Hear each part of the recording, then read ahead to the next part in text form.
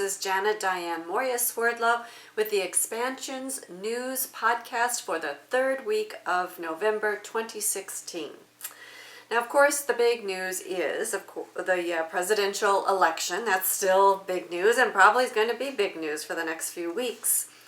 There are still millions of ballots that have not yet been counted from the 2016 presidential election. The New York Times estimated that on November 12th that there are still 7 million uncounted ballots in the country. Now, people are saying, is this going to change the final outcome of the election? Because especially in California, where millions are not counted yet, they could increase Hillary Clinton's popular vote totals to historic dimensions. Apparently, Clinton could come closer to Barack Obama's overall 2012 popular vote. On November 10th, which was 2 days after the election, the Los Angeles Times reported that California still had not counted 4 million ballots, and that number is still expected to grow. Now, the same article is reporting that Donald Trump's large lead in the Electoral College, he leads 290 to 228, reduces the chances of post-election ballot skirmishes. And my question is, how do they know? Now, I've done quite a bit of research over the last few days on the internet, and there are so many different stories. I try to kind of pick and choose what I'm presenting to you, but of course you're going to have to do your own research and make up your own mind. Ultimately, Stewart and I have been telling you, remember that Clinton and Trump are related and to each other. They're related to Obama, they're related to the Queen. It doesn't really matter who wins because the agenda is the same. They are only the puppets, and that's what people, for some reason, have a tendency to forget. So anyway, Clinton, it says, has won the popular vote and the already counted ballots. Then it says, the New York Times reports that Clinton is the fourth highest popular vote total in American history, and she could possibly move into third place after all the uncounted ballots are tallied. Now, then again, I went and looked up more about the Electoral College, because as long as I've been in this country, which is all my life, I still can't say that I totally understand it. So just a little bit of information for you in case you're also trying to wade through it. This was an article from the Huffington Post that said more voters chose Clinton, but Trump will be president. So it says Americans chose Clinton, but got Trump. And this still, I don't quite understand that.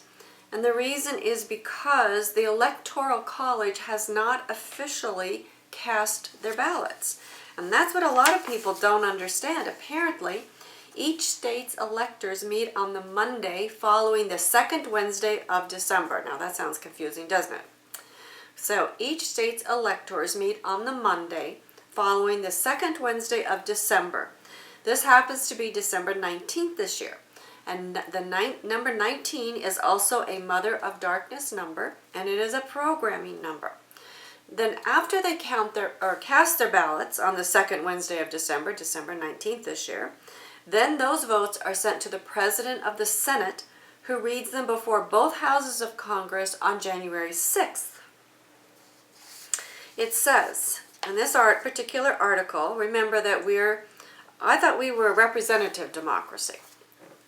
Now they're saying we're a federalist democracy. So maybe I just remember that incorrectly from my history days.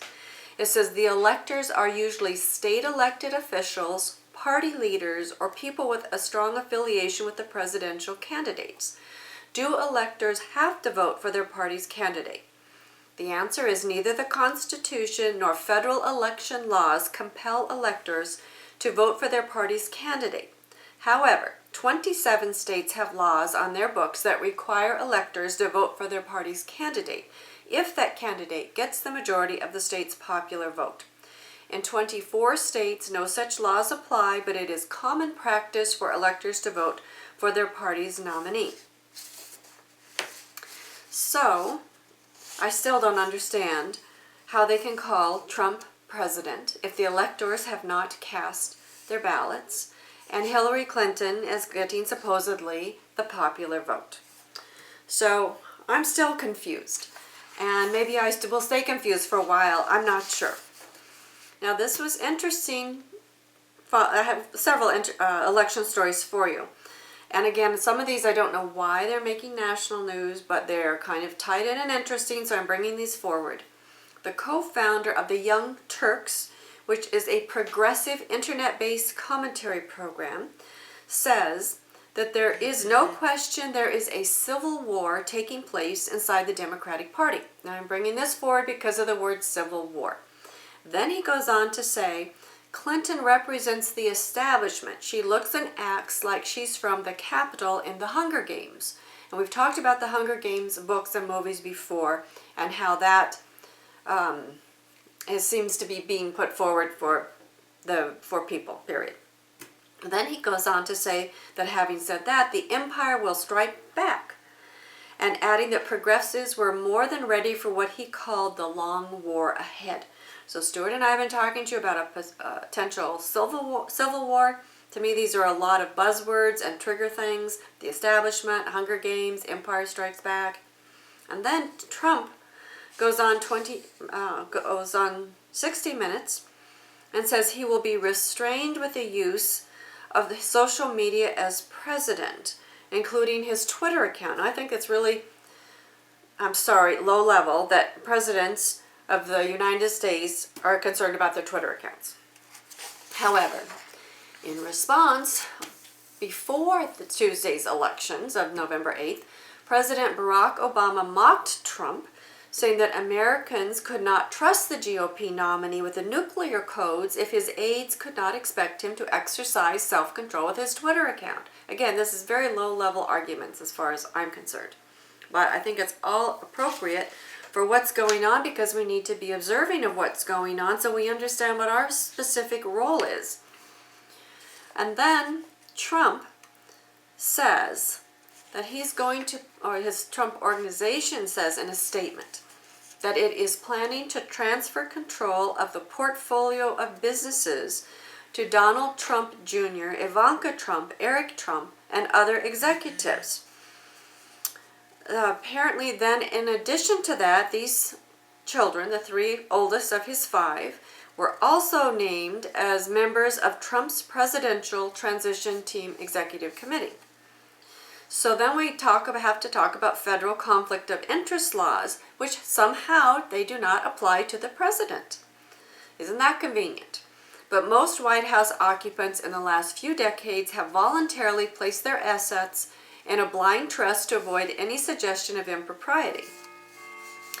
Experts in government ethics said that giving over control to Trump's children would do virtually nothing to prevent potential conflicts of interest, since there's usually no daylight between one's personal interest and the interest of one's immediate family members. Kenneth Gross, a Washington lawyer who specializes in advising political clients on compliance and ethics, says, it doesn't meet any of the standards of a blind trust if the kids are running the company. Gross also noted that the official transition team roles that Ivanka Trump, Donald Trump Jr., and Eric Trump now have would appear to complicate matters further. Quote, if they're going to be involved in government functions and they're starting down that road and running the business, that's going to make it difficult to separate the government and business functions and deal with the conflicts of interest. All three children already have roles in the Trump organization. Ivanka Trump is the Executive Vice President of Development Acquisitions. Donald Trump Jr. is an Executive Vice President, and he works to expand the company's real estate, including retail, commercial, hotel, and golf interests nationally and internationally. Eric Trump is Executive Vice President of Development and Acquisitions, responsible for new project acquisition, development, and construction globally. So short of selling the entire Trump empire, experts said he will find it difficult to create a trust sufficiently blind to avoid the possibility of any conflicts. Now here we are again with the Trump empire. And what the Young Turk had said about the Empire Strikes Back, Stewart and I have talked to you about the Crusades and all the things that the empire was going on and spreading itself. The Roman Empire was moving out, amongst other things. So anyway, I think that this could possibly forebode not such wonderful things for the entire world in the long run.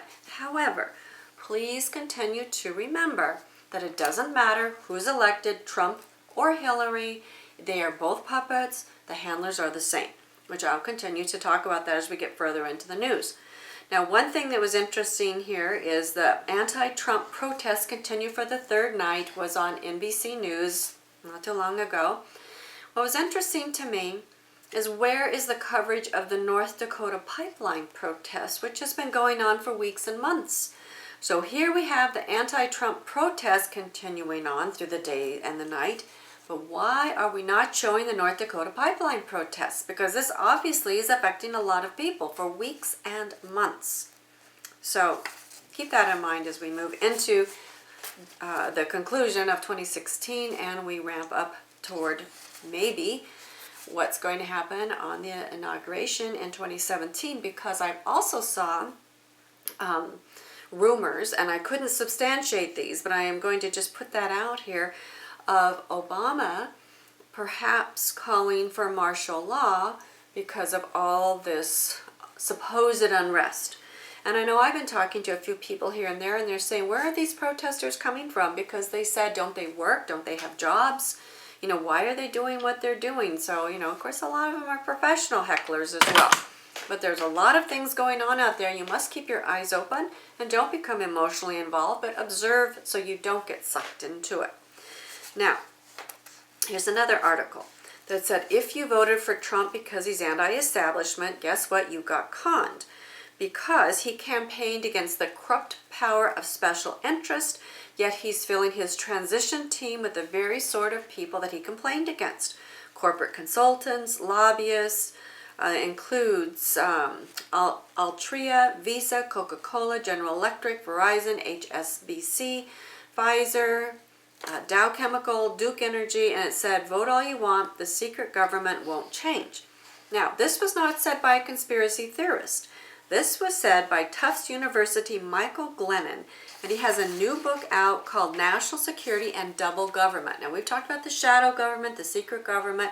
This article was titled The Secret Government, but his book is called The Double Government, which I thought was very interesting. He said, why did the face in the Oval Office change but the policies remain the same? Now, that's because their handlers are the same, which we've been telling you about.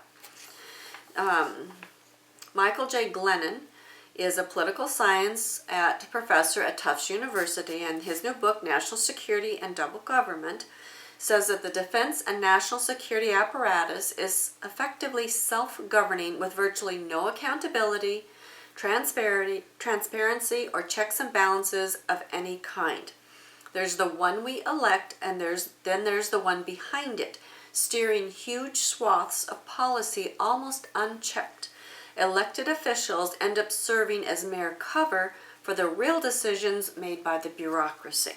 Okay, he's saying a little bit more politically correct than what Stewart and I have been telling you, but he's saying the same thing. Now, Glennon was legal counsel to the Senate Foreign Relations Committee. He was a consultant to various congressional committees as well as to the State Department. And he has testimonials attesting to the veracity of National Security and Double Government book by former members of the Defense Department, the State Department, the White House, and even the CIA. So anyway, I thought that was interesting. And now, I've never heard of this one before, but apparently we may be hearing more about it. This is called the Pirate Party. And apparently their base is mostly tech enthusiasts. But so far, the Pirates have managed to win regional races in Germany and the Czech Republic. They currently hold one seat in the European Parliament. And it said that similar experiments have begun elsewhere, but under different banners. Iceland crowdsourced a possible new constitution. Italy, a fast-growing new national party, chooses its candidates through online voting. And let's see, it says that this represents a threat to traditional parties which depend on older forms of representative government and have large war chests to defend their turf. So we're going to have ongoing debates about whether direct democracy, liquid democracy, or republicanism is the ideal system. Now, what I'm wondering, this Pirate Party, because they also have candidates here in the U.S., and it's a long article, so if you're interested, please read the article. I didn't want to take up so much time, but I'm wondering if this is going to kind of come out of all of this other government upset that we're having, and maybe the Pirate Party is going to kind of come up as a new up-and-coming thing. Let's find out, I guess. And then moving along, And I hope you will also move along and not involve yourself in all this political garbage that's going on out there. The UN is warning that robots will put millions of people out of work.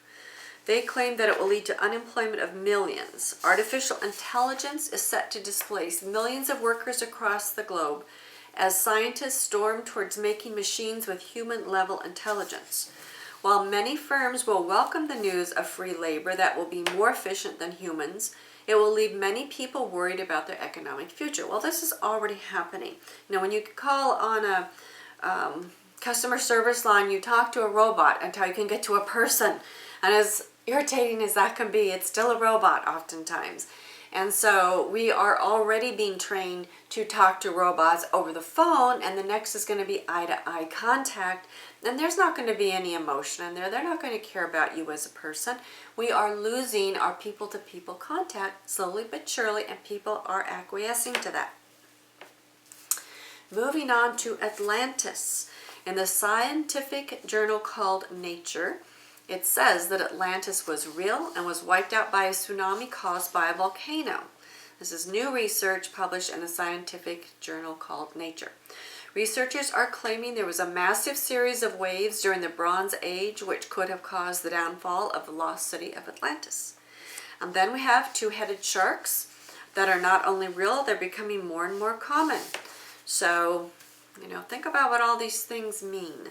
But National Geographic is talking about it. BBC is doing reports on it. So two-headed sharks apparently are becoming a thing.